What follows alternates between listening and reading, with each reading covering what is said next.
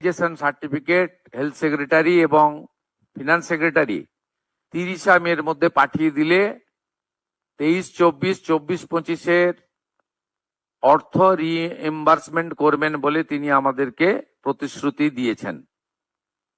এর বাইরেও আমরা আরেকটি স্কিমে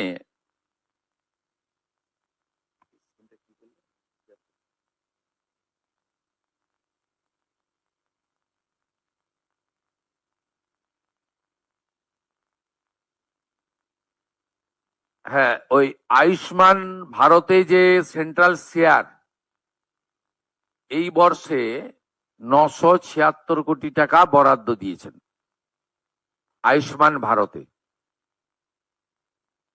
অর্থাৎ আমরা আজকে 3000 কোটি টাকার স্যাংশন পেয়েছি